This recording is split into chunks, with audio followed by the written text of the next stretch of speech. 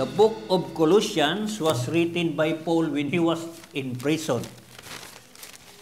Ang team, ang nagsulat niini, mao si Paul.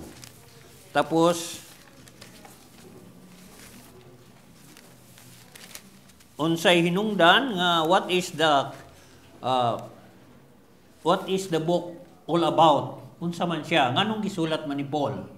Gisulat ni Paul ito para ipakita niya the supremacy and the sufficiency of our Lord Jesus Christ.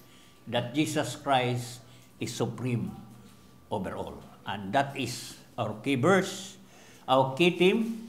Our key verse was in Colossians chapter 2, verse 9 and 10. For in Christ all the fullness of the deity lives in bodily form, and in Christ you have been brought to the fullness. He is the head of every power and authority. Mao na ang atong key verse. Ikatulo, kanus-an niya gisulat? Book was written in 60 to 62 AD. Alam ba ang Colossians, Ephesians, Hierapolis, Pygria o ano itong isa? Nato di pwede maano dyan dili no? Ang Hierapolis, Colossae ug ang Laodicea. Malapit sila o ang Ephesus. So kaning Colossae malapit sa Hierapolis, ang Colossae ang ilang tubig bugnaw. Ang Hierapolis ang kanilang tubig init. Dahil walang tubig ang Laodicea, nagkuha sila ng pipe padulong sa ilang lugar. Muna, mabasa natin sa Revelation 3, ang Laodicea, warm sila. Dili sila cold, dili sila warm, lukewarm ang tawag sa kanila sa Laodicea, pag-abot sa tubig sa ilahang lugar. So, mauna ang iyang background. Tapos, nganong gisulat ni Paul ang letter? Daghang problema. Kinsay pastor sa Colossians. Si Paul ang nagsulat. Pero kinsa iyang pastor? Si Oliver? Dili. Basaho na to sa verse 7, si Epapras ang pastor. So gisearch na ko nganong nahimong pastor si Epapras. Sa dihang nagwali si Paul, nagwali siya sa Ephesus, I think sa Ephesus siya nagwali, nakarinig si Epapras. Pag uli nila sa iyang balay, gishare niya ang gospel. So, model ba natin si Epapras?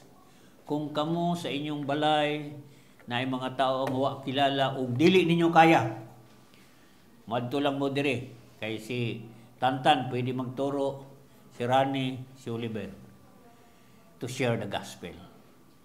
Mao na itong purpose. That is the very command of God to every one of us. Mao na ang iyang gibuhat. Pagtayo sa iyang church, no nadaghan na ang mga tao, dumating na ang problema. At ito ang number 1 nga problema nila. Nganong si Epapras gikan sa Colossae, niadto siya sa Rome kay Paul para iyang isumbong ang problema sa iyang church kay dili niya kaya. Ganun po ba tayo? Kung naatay problema, asa na to isumbong? Sa'yo, koy, ang problema siguro pira koy sa imo. No? Problema sa sasakyan sa imo ha. Siyempre sa atong Panginoong Jesucristo, kay kuan man ta, anak man ta sa Dios, whenever problem have physical, emotional, whatever, that is in Jesus Christ. Lalapit tayo. Pero ang problema doon ni Epapras is number 1, Gnosticism. Theological maguni, di man tanin ako gusto istorya sa inyo kay dili ninyo gaanong Ang nahibawan lang ninyo, heresy, false teacher, at saka legalism. Pero kay nakabutang man rin, no?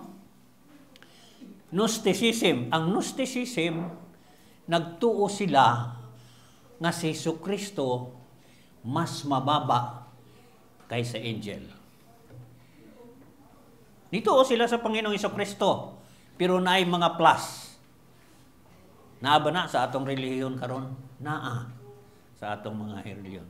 Mao na ang Gnosticism. Ang legalism naman, Paul's describe unsay imong gikaon, bawal mag-asawa, bawal daghang bawal, indict in holidays, Sabbath day, mga anong days ana, daghan silang bawal. Pero sabi ni Paul, walang si Jesucristo na fulfill na ang lahat. Ikatulo is mysticism. Ang mysticism naman, kailangan malapit ka ng Diyos, pinaagi sa worship of angel ug sa mga bisyon. So diha tayo makuan ngayon, mga problema. Pag naa ganing mga bisyon katulad ni Kibuloy, mabuti na lang wala ka daog. Si Kibuloy, no? Nagpray ko nga, siguro kuan ni Lord nang makulong siya para ma-realize niya that he is not the Son of God. Created lang po siya sa atong Panginoon. Mao ni diri nga mga bisyon ako gikuan ng mga kulto, mao ng mga bisyon nila, pero ingon si Paul, Jesus Christ is more than enough. Mao na iyang tubag. Pagkatapos kaning asceticism, kanang asceticism nagkuan sila nga ang ilang lawas kanang mga yoga o mas malapit sila sa Diyos kung pahirapan nila ang ilang sarili. Mao nang tulo ka problema ni Epapras nga gisumbong niya ni Paul. Kung inyong basahon ang Colossians, doon yan sa chapter 2 ni Paul gidepend ang atong Panginoong Jesucristo. So dire makita nato kung unsaon nato pag-divide. Nasulat naman, kinsay nagsulat sila si Paul, ang problema ni Epapras sa Colossian gitubag ni Paul, at dili lang sa Colossian, pati ang Laodicea ipadalhan ni Paul kasama sa pagano. Kung mabasa niyo ang Ephesians sa gituro ni Pastor Itching, halos pareho lang ang Ephesians ug Colossians. Sabay gisulat ni Paul. So, how this book was divided? Paano nahati? Importante when you study the book of Colossians, mo na nga dili ta parehoan ang mga topikal. Kay mga topikal ni faith, expand nilang faith, siya ray magbuhot. Pero sa ato book by book manggod. Pag ingon nimo, Joanna mi, unsa may team sa book of Matthew? Sabi niyo, wala ko kabalo. Ngano man? Wa man jud ka kabalo kay wa man jud ka mo. Wa man jud ka magbasa mo nang importante ang pagbasa sa Bible. Matthew, Mark, Luke ug John. Matthew is Jesus Christ is a king. Sa Mark, he is a servant. Sa Luke, he is a man. Sa John, he is the Messiah, he is God. Mao na ang team. Mabasa nimo sa Matthew, the kingdom of God, the kingdom of God. Mao na ang team. Balik-balik. So mao na nga importante. The book of Colossians was divided only in 3. Number 1, chapter 1, makita nato, Paul was greeting them. Thanksgiving, praising them, tapos prayer. Ikaduha, gisulat ni Paul how Jesus is the head, the firstborn, the head of the church, and He is the creator of everything. And then in chapter 2, he defended the gospel. Una, he declared how Jesus Christ, who He was, and he defended the gospel. Dito sa number 3, he demonstrate. Karon, nga nakilala ninyo ang atong Panginoong Jesucristo, unsay dapat ninyong buhaton. Timanin ninyo, Paul is doctrinal, sabihin niya ang sa inyo ha kung unsa ang mga sound doctrine, mga teaching, pagkauman gusto niya nga you apply it into your life. Okay na. Pwede nita mga uli, kimurag. Nagkuhan mo. So atong basahon uli. Ang atong, Joanna, pwede nyo King James yan? Kaysa kuhan man God, sa chapter 2 verse 1, ang nakalagay kasi dito, set your heart. Pero sa New King James, set, hanapin. Dito sa New NIV is set your heart, and sa 3, set your mind. Sa New King James is seek the Lord, the things above, and set your mind. So mamaya, i-combine nato yan sa chapter 2, yung set your heart and set your mind. So ang title nato, the theme of the book is Christ is our life. Si Kristo ang atong kinabuhi. Muto ba mo nga si Kristo ang atong kinabuhi? Yes. Without Christ, you have no life. Timanan ninyo na, you are dead.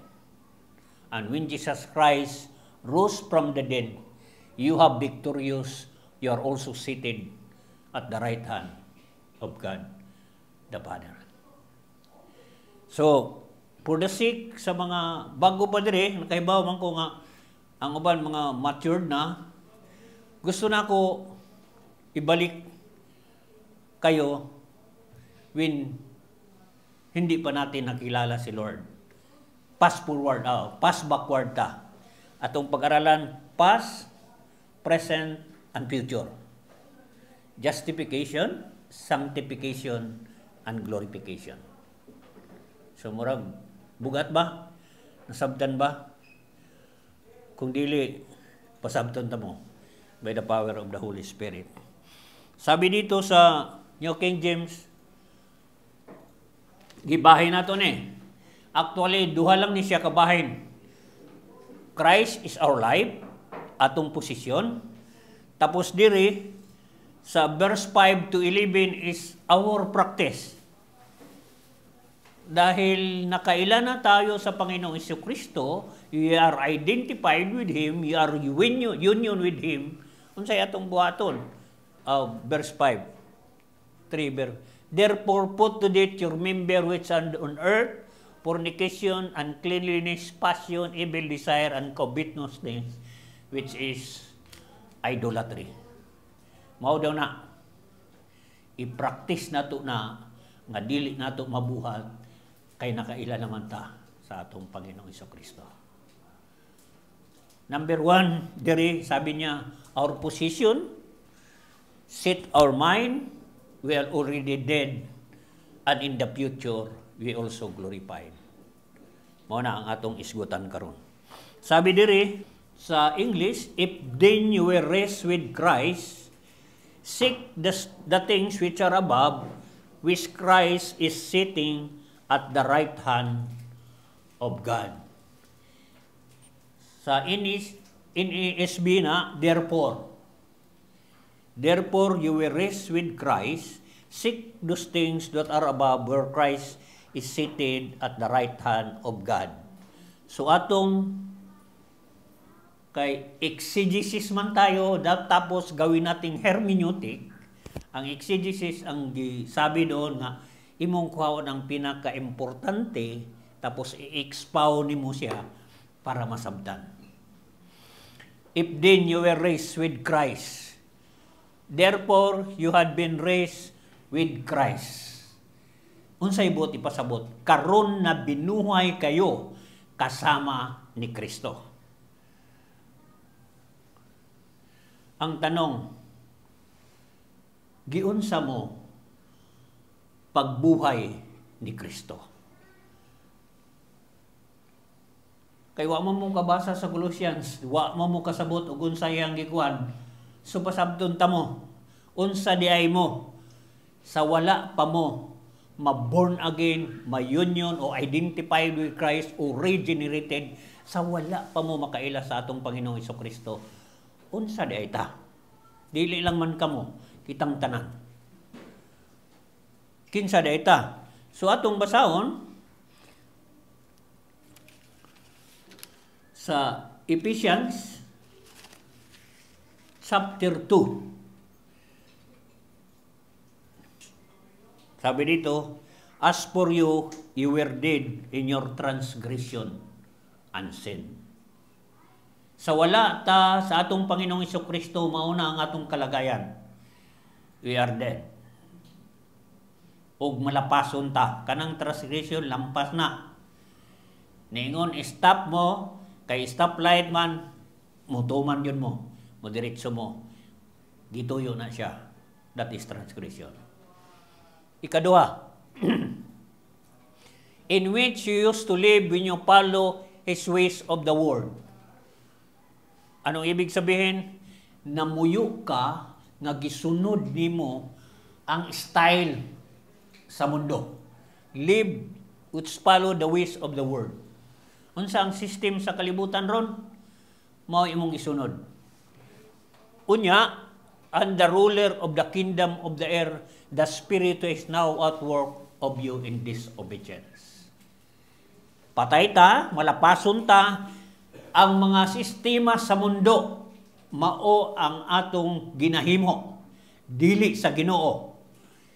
Ikaduha, nganuman, because the ruler of the kingdom of the air, si Satanas, mo'y gamando sa imong kinabuhi nga dili ka mosunod sa Dios.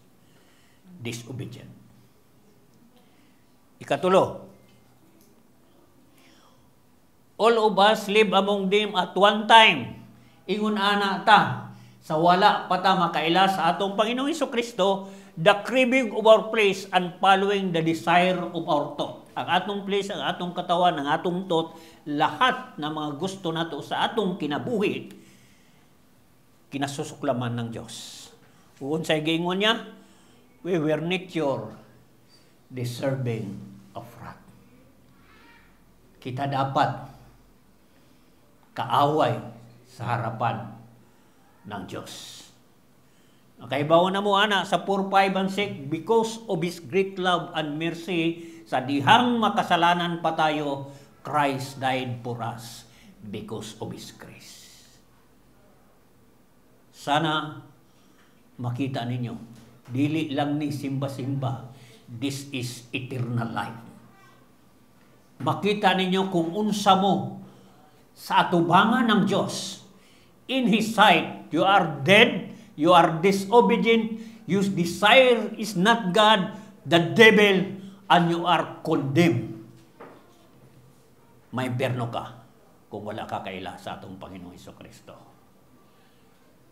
Ikadua, chapter 2, verse 21. Para inyo yung masabtan ug unsa pala kabulahan ang mga tao nga gipili sa Dios para sambahin siya. Sa milyon-milyon ka mga tao diri sa mundo, napili kayo ng Dios, and you are blessed.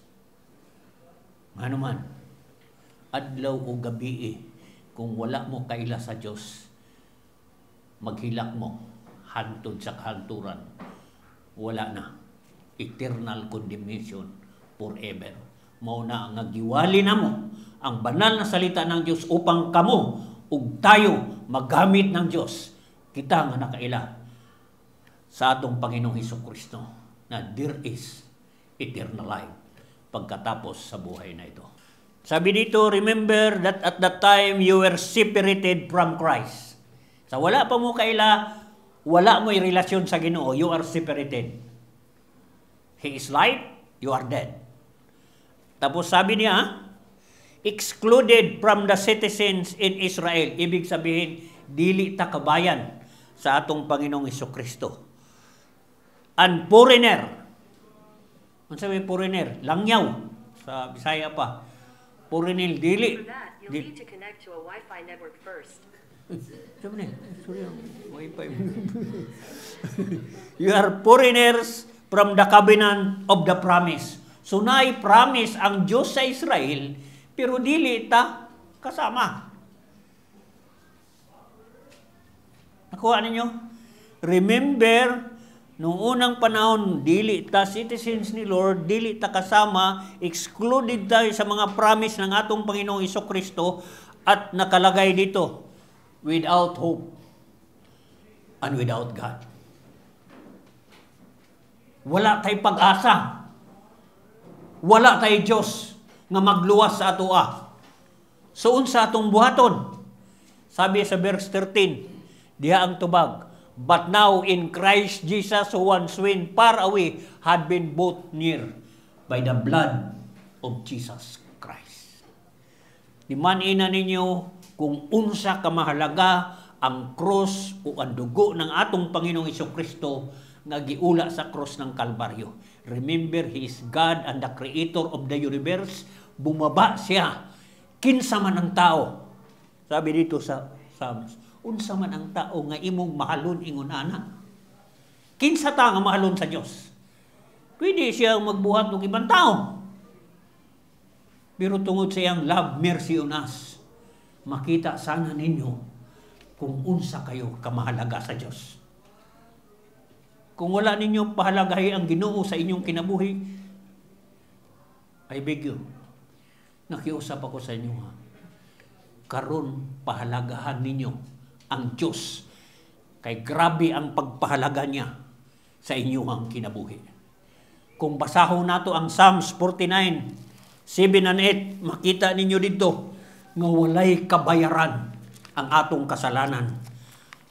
Nabasa lang ako ni gabi and then niingon ang Ginoo sa kuha, grabe ang ato ang kasalanan, dili pala pwedeng bayaran. Sabi dito 7, no one can redeem the life of another or give to God a ransom for them. 8, ransom for our life is costly, napakamahal. No payment is ever enough. Walay sapat na ikabayad sa atong kasalanan sa bawat isa sa atoa. Kinsa ang magbayad? Kung walay nagbayad, we are all doomed to hell. Nakita ba ninyo yan? Did you see what I see? If you have the Holy Spirit in your life, God will reveal to you who He is in His life. Muna ngayon, anak, ingon ana ninyo pahalagan ang Diyos kay walay sapat nga ikabayad sa atong sala didto sa atubangan sa Diyos. But Christ did for us. Nakuha pa ba ninyo? Mga kapatid, the time is very near. Nagkagira na sa Russia. Kung kanang Russia, the way I study the Bible, kung kanang Russia girahon na gani ang Israel, finish na tayo. The Antichrist will come. Kung hindi ta handa, kung karon gani pagbanjing-banjing ta, dumating ang panahon kung maiwan ta in the rapture and tribulation time, mas lisod na nga maluwas niya ng panahon na.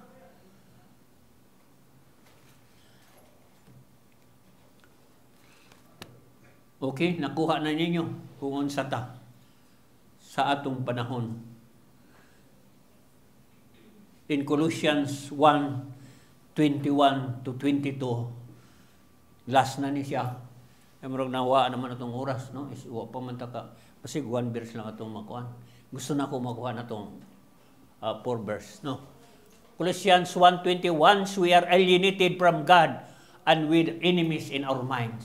Alienated. Wala.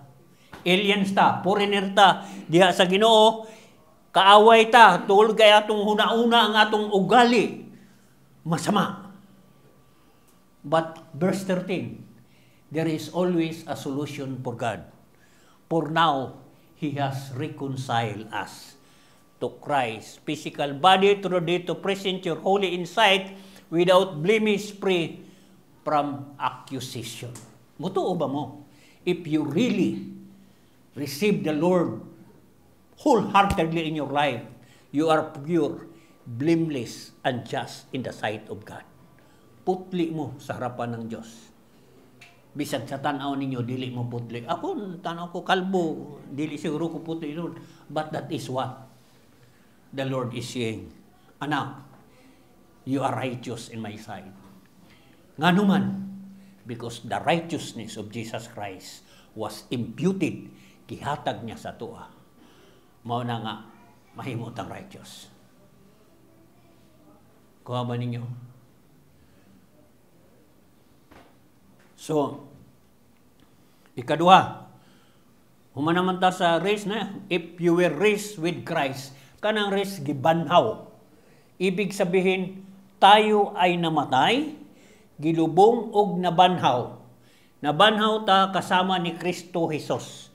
So, ang atong position karon, we are identified with Christ, we are union with Christ, kaisa ta ng atong Panginoong Hesukristo. Mo na nga, Christ is our life. Kuha ninyo. Mo na nga kita, ang atong kinabuhi, dili ni atua. Gipalit ni sa Ginoo. Walay sapat nga bayad, pero gipalit ta sa Ginoo.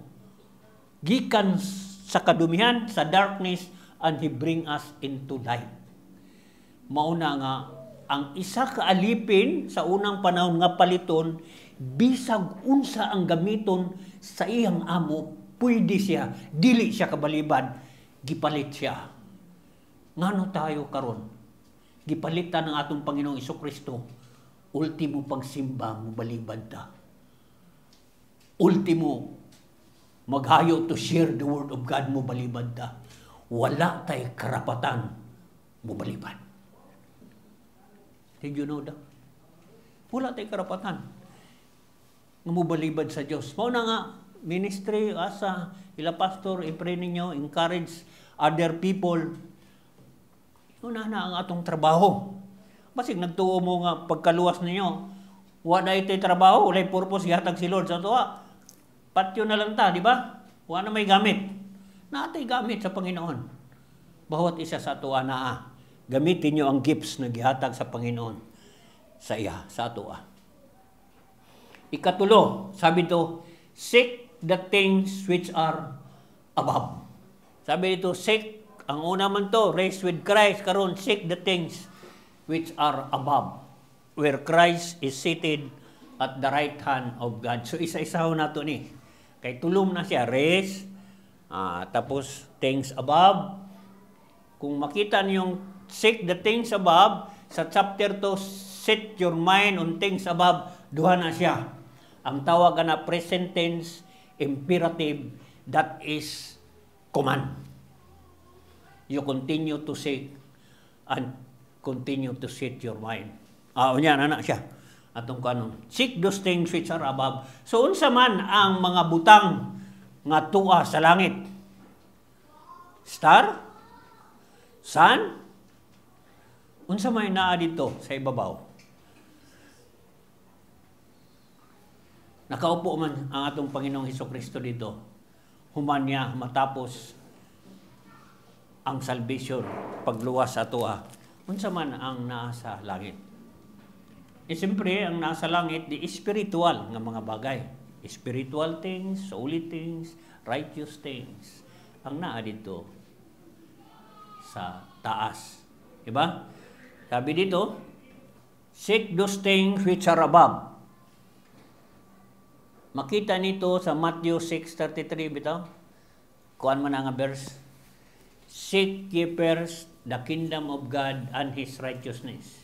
So, unsay gituan? Seek ye first the kingdom. Kung naay kingdom, kung naay karian, naay hari. Diba? Unya ato ng kuanon.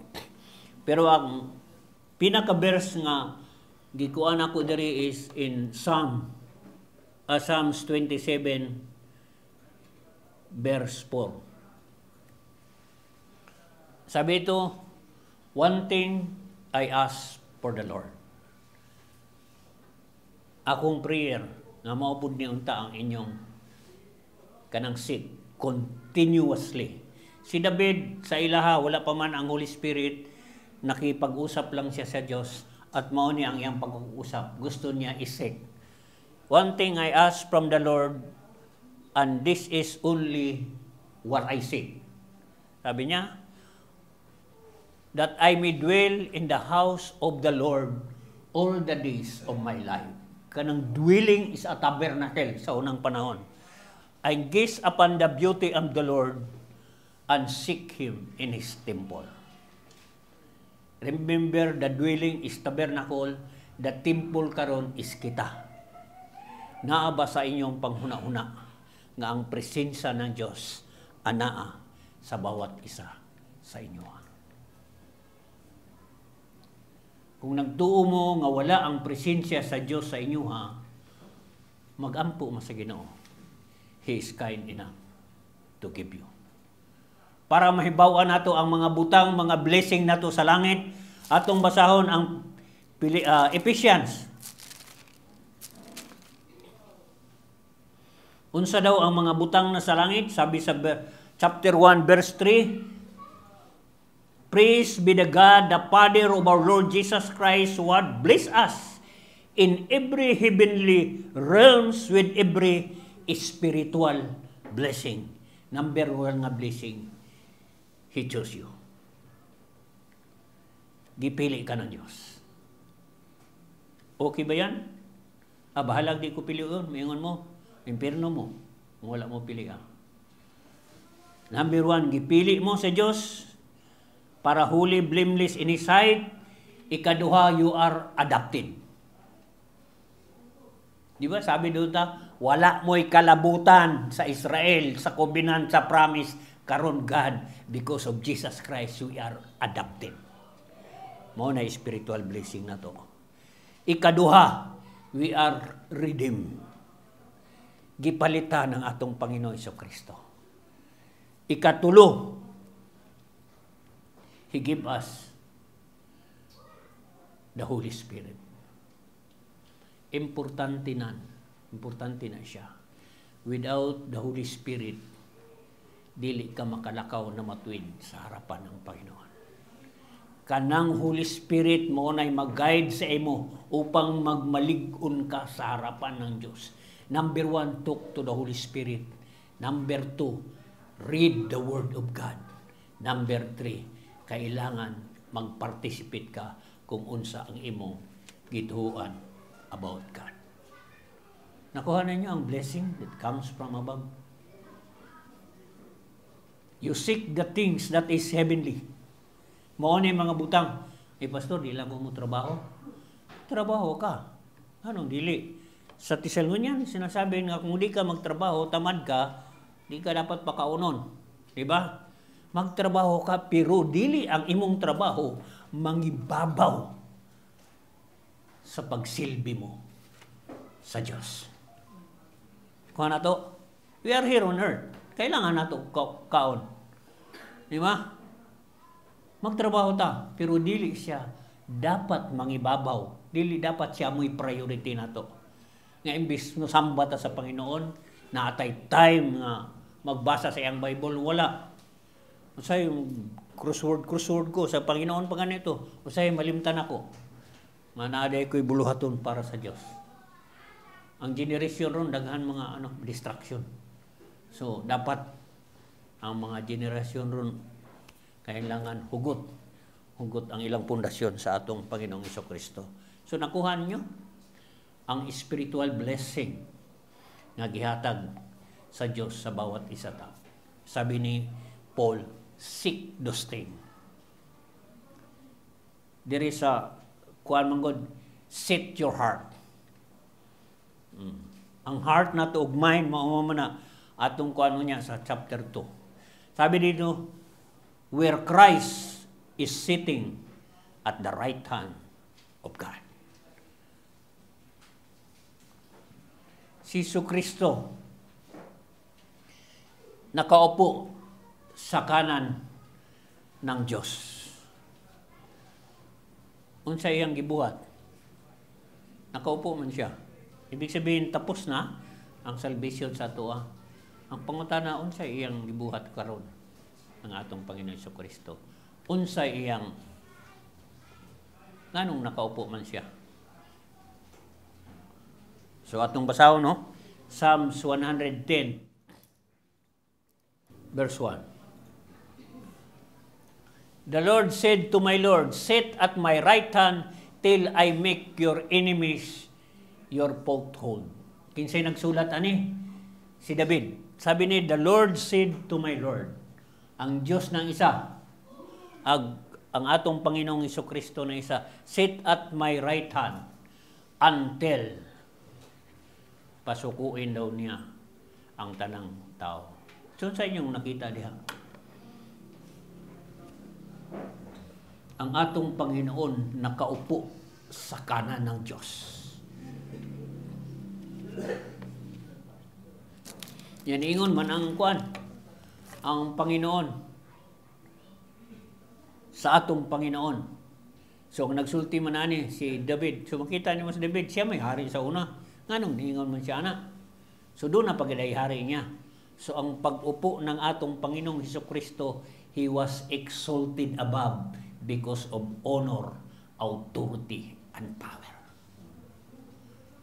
Nakuha niyo? Tapos na ang kaligtasang ginawa niya sa atin. Unsa man niya ang gibuhat ito, He ruled us to the power, honor, and authority. Hebrews 1:3. Sabi nito, hantod sa 8. Taas-taas na nila. Good morning, Sharon. Good morning, God.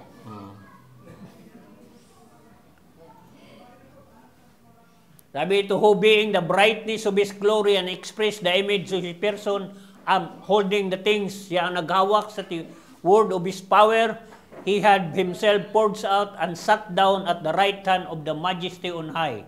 4. Having become so much better than the angel, He has been inheritance obtained more excellent than they. 5. To which the angel did ever say, you are my son, today I have gotten you, I will be him father and will be my son. 6. But when he bring the firstborn into his word, say, let the angel of God worship him. Wala mo lagi. Atong basahon dari be. Wala may sit at the right hand na diyan. Number 3 magani niyo. Sabi, the sun is the radiance of God. Hebrews 1 verse 3. The sun is the radiance of God's glory and the exact representation of His being, sustaining all things by His powerful word, sa iyang salita. After He had provided the purifications of sin, He sat down at the right hand of majesty in heaven. That is the power of our God and Savior, Jesus Christ. He is exalted. Muna nga we pray in the name of Jesus. We exalted His name. We honor His name dahil siya ang nagligtas sa ato. Christ is our life. Nakita po ninyo? Dili lang yan. He is our mediator. Sa Hebrew, makita nimo nga si Jesus Christ ang atong priest, ang atong high priest, siya ang atong mediator, din siya po ang atong judge. That is the work of our Lord Jesus Christ. Okay? Nahuman na ta sa verse 1. Bago ra ganing kanabot kuan, gusto rin mo mahuman. Iba? Gusto na ni kuan mahuman. Nyara, napay tulo pa ni ka verse. Verse 2. Sabi dito sa verse 2, set your mind on things above, on earthly things. Una, seek the things above, karon set your mind. Unsa din ang atong huna-una? Sharon, unsa ang imong huna-una? Masama o dili? Dili. Dili masama ang huna-huna ni Sharon. Ibig sabihin, na siya Ginoo. Diba? So atong basahon kung naaba ni si Sharon, no? Romans 8 verse 5 to 8 atong basahon. Those who live according to the flesh have their minds set on what the flesh desire. Kung ang ato daw katawang lupa atong flesh kani, asa daw nakatuon ang atong hunahuna didto sa mga butang nga panglupa, flesh desire. But those who live according with the Spirit, their mind was set in the Spirit. So ibig sabihin na magkalaban pala the Spirit and the flesh. Alam na natin yan, pag Kristiyano tayo, magkalaban yan sila. Dahil nadominar tayo ni Satanas matagal-tagal, bago lang tayo sa itong Panginoong Jesucristo, muna kung pirmi ni mo pakanon ng imong flesh, mautong magdominate sa imo ha, dili ang Holy Spirit. Anong sabi sa verse 6? The mind governed by the flesh is dead. So ang imong huna-una, patay ka kung mauna ang imong huna-una. But the mind governed by the Spirit is life and peace. Naa kay kinabuhi o naa kay kapayapaan. 7. The mind governed by the flesh is hostile to God. Kalaban ka ng Diyos. It does not submit to God's law nor can do it. Dili nimo mahimo sa sarili nimo. Muna nga January bisag unsa nila imong himuon na tawag ka na? New Year's impulsion, New Year's resolution. Bisag unsaon nimo pagbuhat, dili nimo mabuhat. Sabi dito sa verse 8, those who are in the realm of the flesh, dili matutuwa ang Diyos sa inyo. So kailangan ng atong mind nakaset yun sa atong Panginoong Hesukristo, the things above, spiritual things. Mao ginay dapat priority sa bawat kinabuhi sa atong buhay dahil ang anak na tayo ng Diyos, gitubos tayo, napakaranging halaga. Mawala na siya ang atong buhaton sa atong kinabuhi. Tapos sabi dito, Matthew 6:19 to 21. Makita nato diri kung unsa ang inyong panghuna-una. Diri ba sa kalibutan o didto ba sa langit? Do not store up for yourself treasure on earth, where moth and vermin destroy and where the thieves break in and steal. But store up for yourself treasure in heaven, where moths and vermin do not destroy, and where the thieves do not break and steal. O where your treasure is, there your heart be also. So asan ang kayamanan natin ngayon? If you have treasure on the earth, gamito ninyo to glorify God. Kung asa daw ang imong puso, didto usab ang imong kinabuhi. Sa Mark 8 gani sinasabi, even if you gain the whole world, kaning tibuok kalibutan, imuha na. Ikaw na ang may-ari. But if you lose or forfeit your soul, baliwala ang lahat. Nga naman, walay sapat ikabayan sa atong sala sa Diyos. Nahinumdum ba ninyo katong mayaman? Rich Paul? Sabi niya, mayaman na ako. Grabe, wala na ko kabutangan sa akong mga kayamanan. Ato itong kanon, murag gwapo to siya nga istorya. Luke 12:13 to 15, tapos 21. Taas-taas ni siya. Diri lang na kumasahon niyo. Nahirapan man si Joanna. O ako ng istorya siguro para madali. Diingon siya nga. Daghana ang akong mga kayaman. Unsay akong buhaton, kaon ko matulog ug magpakasaya sa akong kaugalingon. Unsay ingon sa Dios, you fool. Diba sa ang kanang pool, buang-buang man sa to. Buang-buang karong gabi una kuhaon ko ang imong kinabuhi. Unsay imong mahimo? May karapatan ba mukuha ang Dios sa imong kinabuhi? Yes, of course. Na siya karapatan. Ang sabi doon sa verse 21, mao daw na ang tao. Verse 10, this is how will be whoever store up the things themselves, but not rich toward God. Di bali pingkol man ko, wala ko'y kwarta, wala anything, but mayaman ako dahil ang Diyos ang may-ari sa aking buhay. Gusto ba ninyo na mayaman? Marami kayong gold, pero pobre mo pag abot sa langit. Di lang pobre, sunugon pag yun mo. Maimpyerno mo. So, nakuha natin diya. Set your mind on things above, not on earthly things. Number 3, for you died and your life is hidden with Christ in God. Sabi dito, for you died. Ato nang giistoryahan ang died ganina, ang past nato mao na nga atong makita nga we are dead for. Siyempre sa atong mga sala. We are died together with Christ. Namatay na tayo sa atong Panginoong Jesucristo. We died also when He died in the cross. He paid us in full. We identified with Him. And we are free from the penalty of sin, death, and hell. Sumauna nga, namatay ka na. Karon nga namatay ka na, buhi ka na sa harapan ng atong Panginoong Jesucristo. Kung guno'y gusto ng Diyos, dapat susundin mo sa iyong buhay.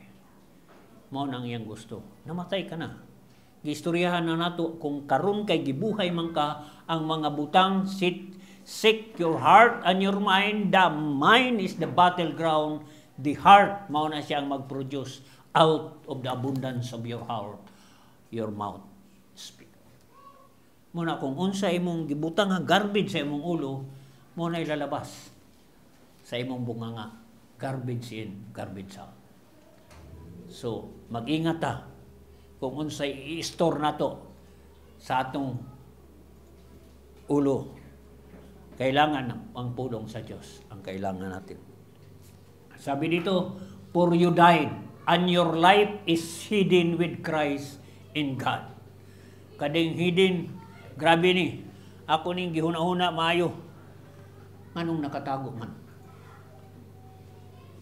Nakatago ka na kay Kristo. Ang simple nga illustration, nung namatay sa atong Panginoong Jesucristo dito sa cross, ang iyang nakita ang atong kasalanan.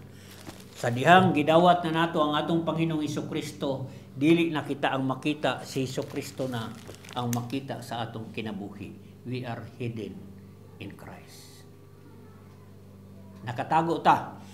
Nakatago ta dahil ang atong kinabuhi was being secured in the Lord Jesus Christ. Makita nato kanang mga unbeliever, kanang mga tao, wala na siya kay balo. Nganong nanimbata, nganong anata, bulag na sila, they are blind. Nga naman, noon kay si Satanas, mao ang nagpabulag sa kanila. In 1 Corinthians 1:24, sabi diri, but to those whom God has called, both Jews and Greek, Christ, power of God, in the wisdom of God. Dili ni mao. 2:14. The person without the Spirit does not accept the things that come from the Spirit of God, but considered foolishness and cannot understand because they are discerned only to the Spirit. So wala nila hibaw kung unsa ang atong pagkatao. Nakatago ta sa atong Panginoong Jesucristo. Remember, the Father and the Son naghawak sa atoa sa atong kinabuhi bawat isa. Number 1, sabi rin sa akong pag-search, ang number 1 diri, and your life is hidden with Christ. Ang ibig sabihin doon sa Greek is crypto. We are covered, we are concealed, and we are hid. Nakatago tayo. Sa atong Panginoong Jesucristo, sabi dito, for we not live by faith, but by sight. Sa pagtuo tayo, naniwala sa atong Panginoong Jesucristo. Number 1 daw, anong nakatago tayo, we are complete security in the Lord Jesus Christ for our eternal life. Nakatago tayo sa atong Panginoong Jesucristo, we are content contentment, na kontento ta that we are going to heaven when we die. Ikatulo, kaya nakatago tayo sa Panginoong Hesukristo dahil siya ang atong kinabuhi, we satisfied for what He have done in the cross of Calvary. Muna nga kita, sa mata ng mga unbeliever, dili nila makita kung unsa ta sa harapan ng Diyos. Nakatago ta. Our eternal life, ang atong kinabuhing dayon, na we are adopted, we are sons and daughter of God. Mao ni ang kuan ako nga verse, when Christ is your life. Set your mind, for you died and your life is hidden when Christ who is your life. Nung si Kristo ang atong kinabuhi, nganong siya man ang atong kinabuhi? Tungod kay gibayaran niya tayo, giluwas niya tayo, we are adopted, we are chosen, we are given the Holy Spirit, ug siya pod. Ang sabi dito, I am the way. Without Jesus Christ, you cannot go to God. And we are the life. Without the life of Jesus Christ, the way, the truth, and the life, wala tayo kinabuhin dayon. So ang atong kinabuhi, nakasalalay sa atong Panginoong Hesukristo. Ang makita nimo dito, when Christ who is your life appears, then you also appear in heaven, in glory. Do you believe in Christ? Naniwala ba kayo sa atong Panginoong Hesukristo? Do you worship Jesus Christ? And you are identified and union with Christ. So makita nato diha, nakita kaisa ng atong Panginoong Hesukristo because of what He has done into our life. Christ is our life. Ngano man, kung wala ang atong Panginoong Hesukristo, wala tay kinabuhi. Kung wala tay kinabuhi, adto ta sa kabilang kinabuhi, the eternal death. Mao na nga, sabi dito sa last, when Christ, who is our life, appear, then you will also appear with Him in glory. Paul is talking about the second coming of our Lord Jesus Christ. Ang tanong, are you ready? Handa ka na ba? Anytime, kukunin ka ng Diyos. Dahil ang Diyos walay gipili. Salamat ko, naabot ko og 69 atong Huwebes. Akong text on ta si Bim, mga padala ka Bim og cake. Wala man ko. Nahabilin man. Si Joby na lang sa kuha ng dala ng cake, no? Nya, imbitahon ta na ako surani, basig mga dumutanan. Manok ra akong ihaw. Bisaya, inoon. So, salamat sa Panginoon. No? Nga still, ang akong ipasalamat, na bisag kimpang ko, tiguang na, wanay buhok, gigamit lang gyapon ko sa Panginoon. I'm very thankful God used me in His kingdom. Ano pa, salamat ko ang atong Panginoong Hesukristo, sabi niya, then you will also appear with Him in glory. So atong basahon ang John 14 para ma-encourage mo nga naa di ay gi-prepare ang Dios nga balay. Kinsa may nangupahan diri, no? Ay balay sa langit ayo ka problema. Ang uban ing siya nga, ingko nga di ka makuha balay, daghan ng balay. Dili kuya. Ngano man? Sabi niya, mawa ram gyapon na inigbalik sa Ginoo. Ang thinking niya murag si Abraham ba, tent lang, temporary. Tinuod man pod nga natay balay sa langit. Sabi dito sa verse 14, do not let your heart be troubled. Believe in God, believe also in me. In my Father's house has many rooms. If there were not so, you would have told you that I am going there to prepare a place for you. Madto daw ang Ginoo mag-prepare sa atoa ng atong mapuy-an. So, dugay naman to, no? Gwapo na siguro kayo ang atong balay, no? Sabi niya dito, and if I go and prepare a place for you, I will come back. Mubalik siya. And this is the appearing of the Lord Jesus Christ para sa atoa. I will come back and take you to be with me, that you also be where I am. Kung asa ako, atoa usab kamo. Wow, what an encouragement word of God. Grabe ang mga promise ni Lord para sa atoa. Kung asa ang Diyos, tua usab siya. So, isa pa. 1 John 3:2. Hapit na tamo man, no? Alas 11 naman. Ano? 1 John 3:2. Dear friends, now we are children of God. Anak tayo, and what we will be has not yet been known. Wala pa hibaw eh. But we know that when Christ appear, we shall be also like Him, for we shall see Him who He is. So darating ang araw nga ang Panginoon, kung asa ang Diyos, tuaud ta nga iyang mga anak. Lunging ba ninyo nga makita ang Diyos? Ako pagkasakit na ko aning kukuhaan lang ko, Lord, walang ko'y gamit. Pero akong nabasa si Paul.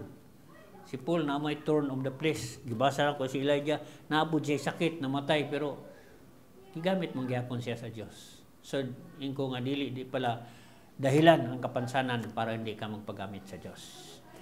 This is an encouragement word. Kung asa daw ang Panginoon, tuapunta nga iyang mga anak. So last but not the least, Romans 8:17. Sabi dito 17, now if we are children, then we are heirs. Kung anak tayo ng Diyos, tagapagmana tayo. Ako, lakoy lang yung pamana sa akong mga anak. Number 1, nag-ilog sila sa balay pero dili na akong ipagmana. Ang akong pamana ay salita ng Diyos. Gusto na ako nga matuto sila, labuan pa nila ko, mag-mature sila sa Panginoon. Sabi dito, heirs of God and co-heirs with Christ, if we indeed we share in His suffering in order that we may also share in His glory. So naay mga suffering na atong gagawin habang tayo'y sumusunod sa Panginoon. Verse 18, consider that our present suffering are not worth comparing with the glory that will reveal in us. Salamat. Ang mga paghihirap natin dito is temporary. We are looking to the spiritual things above. Seek your mind on things above. Set your mind on things above. You already died, and God is waiting for every one of us. We just pray. Heavenly Father, the maker of the heaven and earth, no, Lord, makita namin nga walay sapat na halaga, Panginoon, upang bayaran kami.